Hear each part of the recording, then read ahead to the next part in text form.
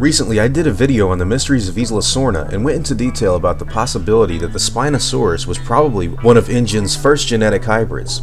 I said this half believing it, as it's something I've adopted as headcanon from a popular fan theory. The Spinosaurus in Jurassic Park 3 was an incredibly powerful animal, more powerful than its real-life counterpart ever was, in fact. In Jurassic World, a skeleton of a Spinosaurus is seen during the final fight of the film, and it is promptly destroyed when the lead Tyrannosaurus bursts through it, in an obvious reference to the result of the fight in Jurassic Park 3. This skeleton has several cosmetic changes made to it that the Spinosaurus we saw living on Isla Sorna didn't have. And even though the creature is depicted as walking on two longer legs, the animal is far more accurate to its fossil record source DNA, and as such, far different. I'm making this video because something of a revelation has come to me in the form of the Jurassic World tie-in website that goes into Masrani's corporation. This is very interesting news that I have never heard of up until now, and something that is sure to excite and mystify fans indefinitely. If one goes into the Masrani Backdoor program featured on the site and types in archive and follows it up with the code 022020003, they will be treated with an incredible piece of Jurassic World reveal and explanation. The message reads as such: Owner, Wu, Henry. Date, 02/20/2003, 1410 CST. Subject, ruffled feathers. Notes: I'm calling this the common cold of genetics. We can't cure this one soon, I'm sure.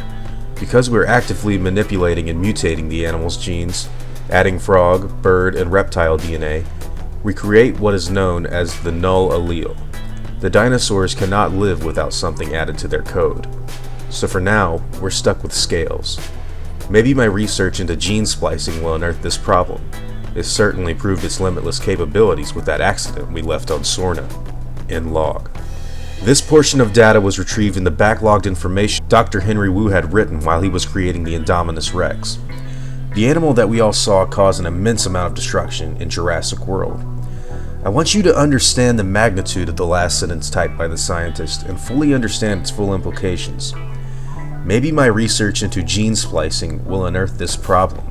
It certainly proved its limitless capabilities with that accident we left on Sorna. Wu is referring to a genetic mutation that was divulged from splicing different genes together, which was deemed an accident at this date of February 20th, 2003. The location they left the animal on is even more important and the biggest reveal: Sorna. Isla Sorna being the original island all dinosaurs to be featured in Jurassic Park would be created and nurtured before their transportation into the theme park. But even if the animal was an accident, why would they leave it on Sorna? It's interesting to me to think about the time of which this animal was created, with both Suchomimus and Baryonyx being on Ingen's list, confirmed in both the film Jurassic Park 3, as well as the website and promotional material for Jurassic World. And the Spinosaurus is absent from that same list. I think it is incredibly intriguing that the Doctor ended up creating a dinosaur within their subgroup, and then implemented gene splicing for unknown reasons before abandoning his creation in favor of something grander. In my mind, there is no way Hammond knew anything about this type of behavior, as I feel he would have forbid it. As stated in the other video, some fans believe the Spinosaurus may not have been present on Sorna during the events of Lost World. And this may prove to be more probable than ever before. When I did that video on the Spinosaurus and its mysterious background, I never thought we would get a concrete answer as to where the animal came from and why it existed.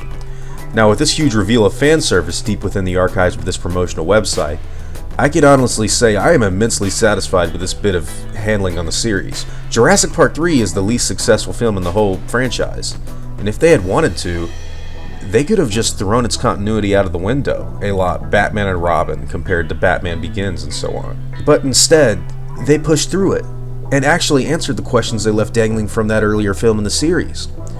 And I'm extremely thankful for that. We still don't know when this dinosaur was created, even though Wu's datalog shows he was recording his work in 2003.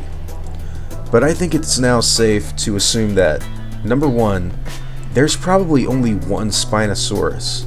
2, the animal was the first genetic hybrid Ingen produced.